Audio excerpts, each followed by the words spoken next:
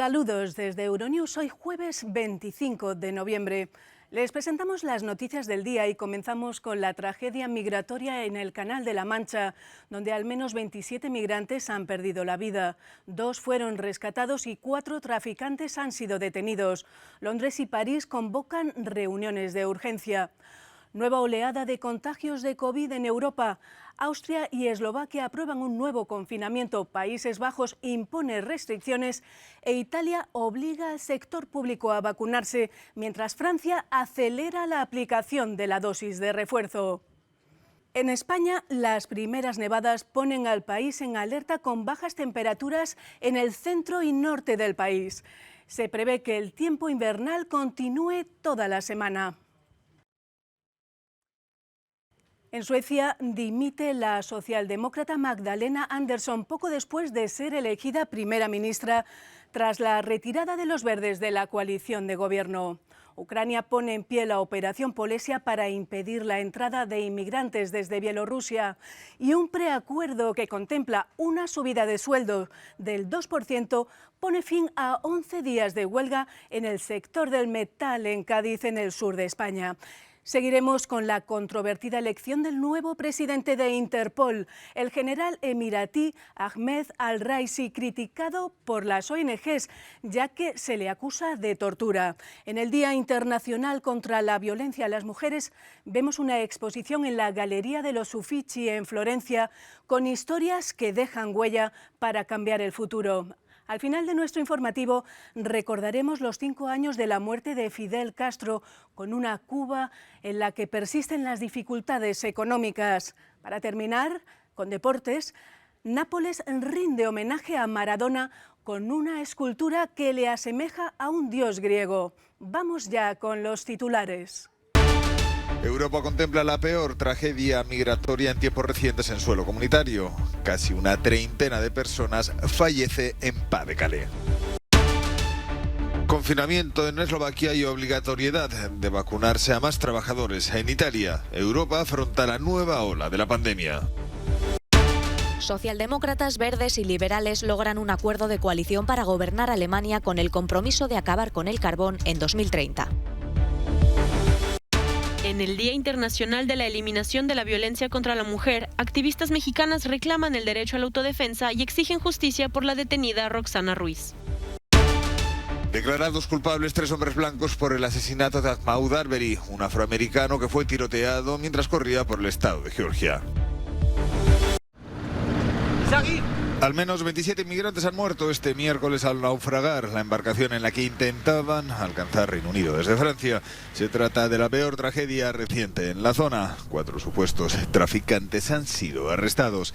Las autoridades del país comunitario han relatado que la operación de salvamento comenzó cuando un barco de pescadores alertó de que había visto a varios náufragos en las aguas del estrecho de Pas-de-Calais. Charles Devaux, director regional de la Asociación de Botes Salvavidas, ha explicado que todo fue muy dramático e impactante y que recuperaron a 6 personas. A la pregunta de si estaban todos muertos, Charles ha respondido afirmativamente, añadiendo que había una embarazada y una joven de 18 o 20 años.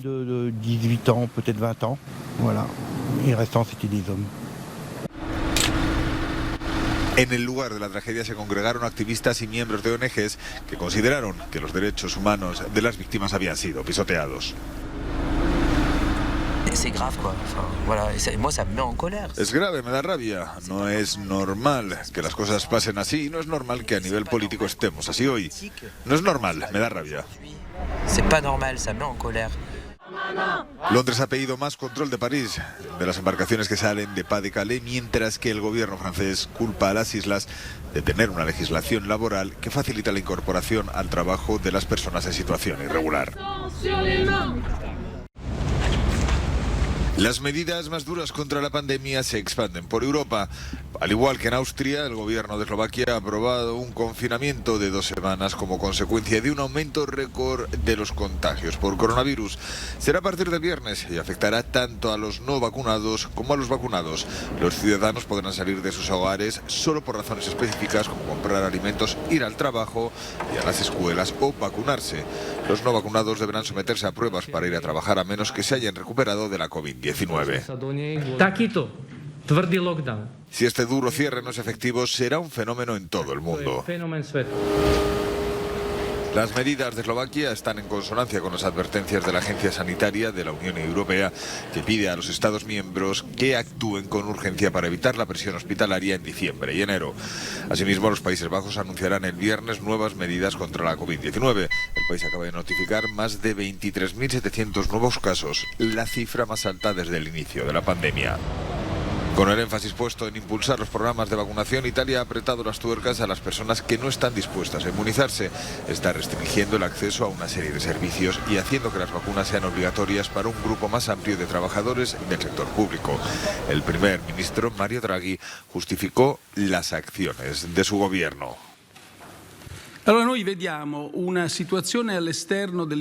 Estamos viendo una situación muy grave fuera de Italia, en países que son nuestros vecinos. También estamos viendo que nuestra situación aquí en Italia está empeorando lenta pero constantemente.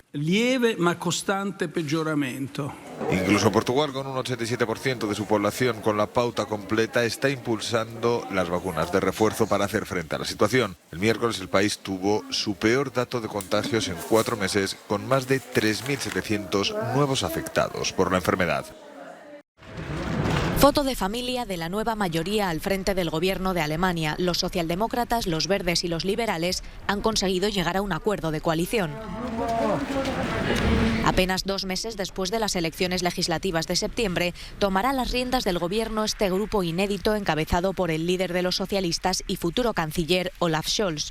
Su partido no lideraba Alemania desde hacía 16 años. Nos une la creencia en el progreso y en que la política puede hacer el bien. Nos une el deseo de mejorar el país, de hacerlo avanzar y de unirlo.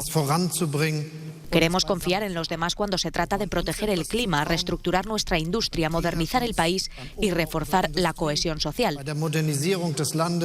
Queremos atrevernos a avanzar más, ha dicho Scholz.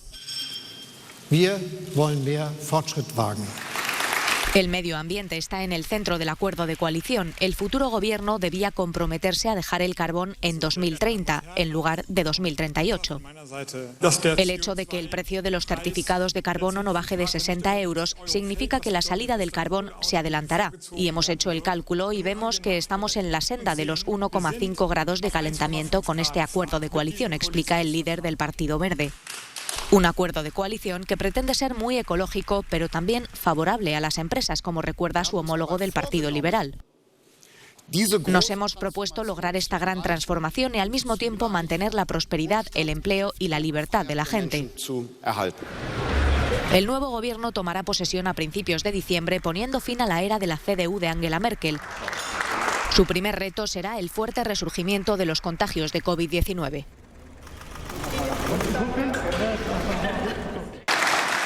A Suecia, su primer ministra le ha durado un suspiro. La socialdemócrata Magdalena Andersson ha presentado su dimisión este miércoles, menos de 8 horas después de haber sido elegida.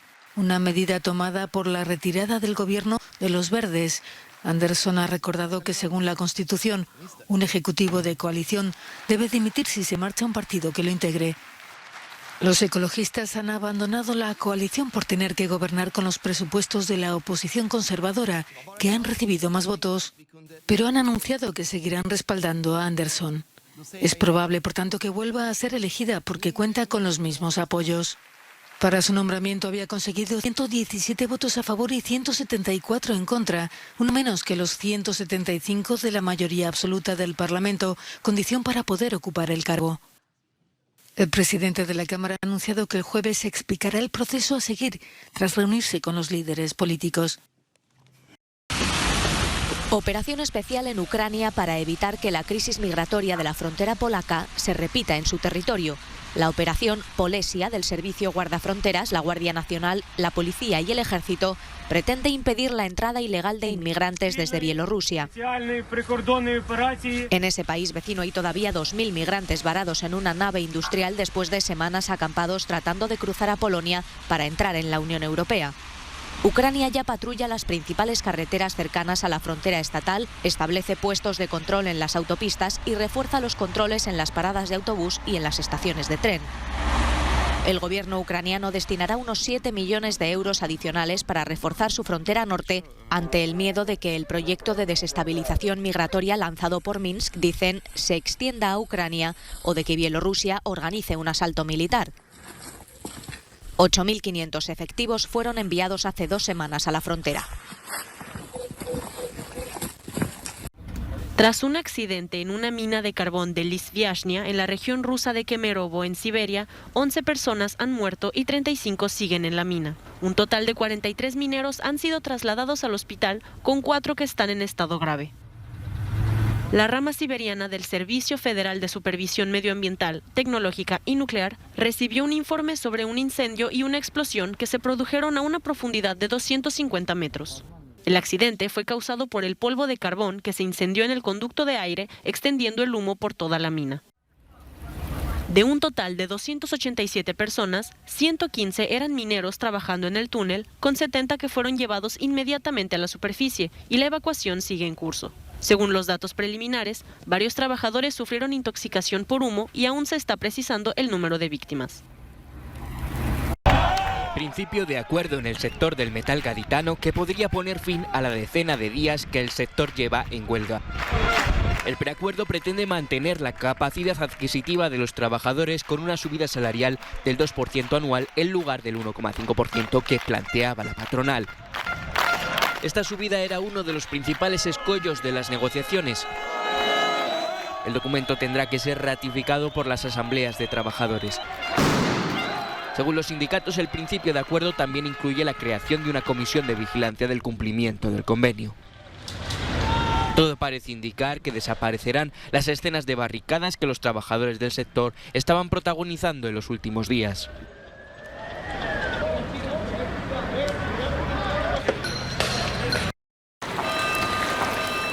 Con la llegada de un frente ártico, las temperaturas cayeron en picado en el centro y el norte de España. Actualmente, 9 regiones están en alerta meteorológica, con Aragón, Castilla-La Mancha, Castilla y León y La Rioja en alerta naranja, la segunda más alta del sistema de avisos de 3 niveles de la Agencia Estatal de Meteorología. La climatología adversa también ha afectado a otras zonas del país con fuertes aguaceros y granizadas. Lluvias torrenciales han azotado comunidades de la provincia de Alicante y del sur de Cataluña. Se prevé que este tiempo invernal continúe a lo largo de la semana. Controversia ante la elección del nuevo presidente de Interpol. El elegido es el general emiratí Ahmed al-Reisi. Las autoridades del territorio árabe han defendido su nombramiento como testimonio de los logros y la eficiencia del país y han criticado lo que han considerado una campaña en la que se le acusa de tortura. Numerosas organizaciones internacionales como Human Rights Watch se habían mostrado contrarias a la candidatura de al-Reisi, a quien acusan de haber reprimido duramente a la disidencia de Emiratos Árabes Unidos. Los abogados de 2 ciudadanos británicos han interpuesto una denuncia formal por torturas contra el nuevo presidente de Interpol. De intensa belleza y gran energía. Así veía el gran escultor barroco Gian Lorenzo Bernini a la amada Costanza hace 4 siglos, pero solo unos meses después de realizar este busto la desfiguró por celos. Para celebrar el Día Internacional de la Eliminación de la Violencia contra las Mujeres, la Galería Uffizi ha decidido narrar las historias de mujeres maltratadas a través de esculturas e imágenes, porque el arte puede servir para rememorar el pasado y darnos los medios para cambiar el futuro. Concienciar a la gente de algo que solo se habría visto como una noticia criminal transmitida por los periódicos, la radio o la televisión.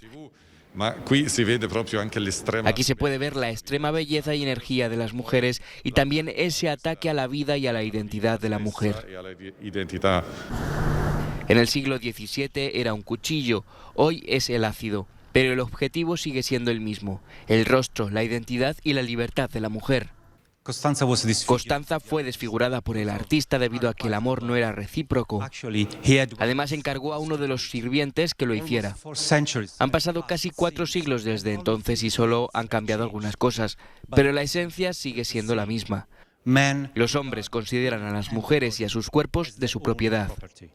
Un episodio que es descrito por Bernini como el gran amor, pero tenemos que desenmascarar esta narrativa, según la cual la intensidad del amor conduce a la violencia.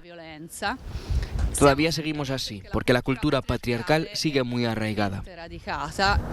103 centros antiviolencia de toda Italia ayudan a más de 20.000 mujeres al año que huyen de la violencia de género y los abusos, dándoles protección y refugio y ofreciéndoles un camino hacia la autonomía y la libertad. Pero antes de eso hay que facilitar que las mujeres den el primer paso. Es difícil hablar de ello, es difícil incluso mencionarlo cuando se vive dentro de una dinámica violenta y de carácter crónico. Porque es difícil reconocer los actos violentos. Piensas que ser controlado y rendir cuentas es algo natural. La cultura también juega un papel fundamental, ya que sigue habiendo un entorno opresivo y sexista que influye sobre la vida y la libertad de las mujeres 4 siglos después de que la belleza de Constanza fuera arruinada por la violencia de un hombre.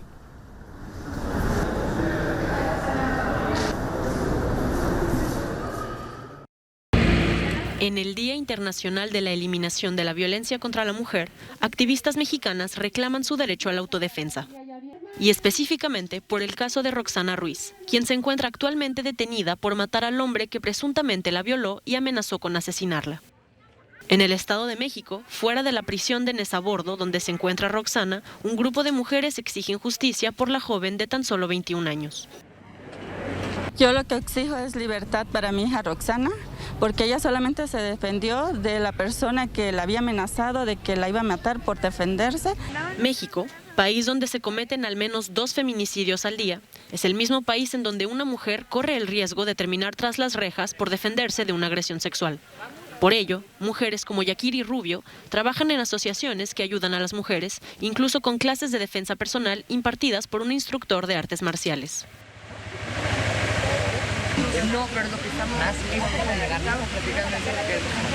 Yakiri Rubio, que ahora tiene 28 años, estuvo encerrada durante 18 meses acusada de asesinato tras herir de muerte al hombre que la agredió sexualmente. Fue absuelta después de que su abogada, Ana Suárez, demostrara que fue en defensa propia. Por ejemplo, en los casos como el de Yakiri u otras mujeres que han salvado su vida o su intimidad o su libertad sexual cuando son violentadas sexualmente y acaban con la vida de sus agresores, se sigue ponderando por encima de tu libertad psicosexual la vida del de enfrente, cuando la ley te da permiso de protegerte a costa de lo que sea. México registró 736 casos de feminicidio entre enero y septiembre de este año, tras 975 casos en todo el año pasado, según cifras oficiales. Count 1, malice murder. We, the jury, find the defendant Travis McMichael guilty. Era lo que la familia y los amigos de Ahmaud Arbery habían estado esperando. Un veredicto de culpabilidad para los 3 hombres blancos que mataron a tiros a un afroamericano en 2020 después de perseguirlo en sus camionetas. Travis McMichael, que disparó a Ahmaud Arbery, su padre Gregory McMichael y su vecino William Bryan, que participó en la persecución, fueron declarados responsables del asesinato. Un vídeo hecho con un móvil de la persecución y de Arbery ha resultado clave para la sentencia. La víctima de 25 años fue tiroteada mientras corría por su barrio a las afueras de la localidad de Brunswick en el estado de Georgia. Los acusados dijeron que creían que se parecía a un sospechoso que había perpetrado una serie de robos locales. El jurado deliberó durante menos de 12 horas antes de condenar a los 3 hombres por múltiples cargos de asesinato. Ha sido una larga lucha, ha sido una dura lucha, pero Dios es bueno. Al principio nunca pensé que, a decir verdad, nunca pensé que este día, en 2020, nunca pensé que este día llegaría, pero Dios es bueno. También habló fuera del tribunal el líder de los derechos civiles, Al Sharpton. Y que se corra la voz por todo el mundo de que un jurado de 11 blancos y un negro en el sur profundo se levantó en la sala y dijo que las vidas de los negros sí importan. Los hombres se enfrentan a penas mínimas de cadena perpetua.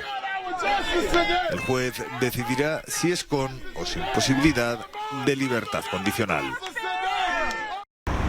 Se cumplen 5 años de la muerte de Fidel Castro y Cuba ya no es la misma. El régimen cubano ahora se enfrenta a los nietos de la revolución y a una población que hace frente a las persistentes dificultades económicas. Fidel Castro es símbolo de otros tiempos en los que, según este cubano, se vivía mejor que ahora. Y ya se extraña un poco, estamos viviendo un poco apretadito, pero bueno, estamos sobreviviendo a tantas cosas que nos están sucediendo. Pues el cubano es un poco fuerte y eso. Lejos quedan las imágenes de miles de cubanos agradecidos que acudían al funeral del comandante. La generación de la revolución ya se ha retirado y los dirigentes históricos ya solo aparecen en algún acto. Sus seguidores recuerdan a Fidel Castro con nostalgia. Él pronosticaba cuando iba a pasar algo, ya él pronosticaba, tal tiempo va a pasar esto, va a pasar lo otro, y siempre lo decía y se cumplía como él lo decía. Se extraña porque Fidel es único, como decía Raúl, insuperable, es difícil de estudiar, pero por lo menos la política de nuestro país, la firmeza de nuestro país, con Díaz-Canel se está siguiendo. El actual presidente Miguel Díaz-Canel trata de aguantar el chaparrón de los nietos que aprovechan hoy en día el poder de las redes sociales, mostrando a otros nietos. En el primer acto de conmemoración de la muerte de Fidel, la mayoría de personas que han acudido son jóvenes. Estos han resaltado la figura de Fidel a través de canciones, poemas, bailes y vídeos alegóricos.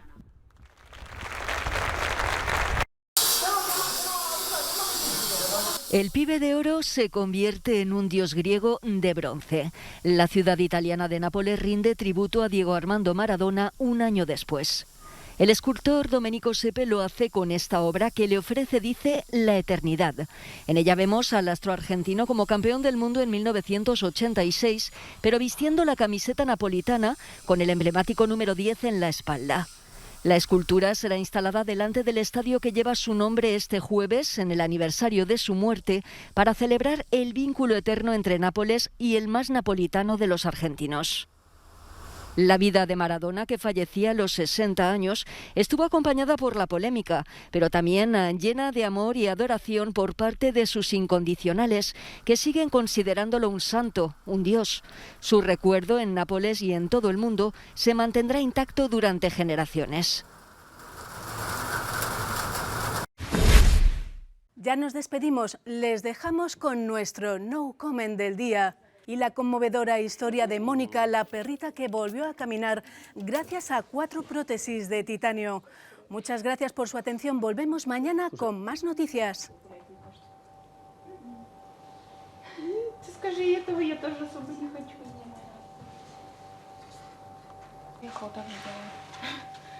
Не писала с улыбки, да? Вообще не дышала. Никогда так.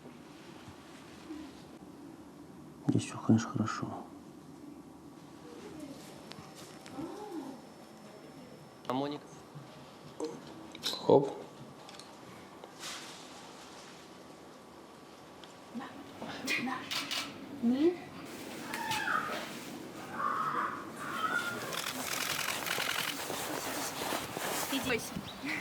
Иди сюда.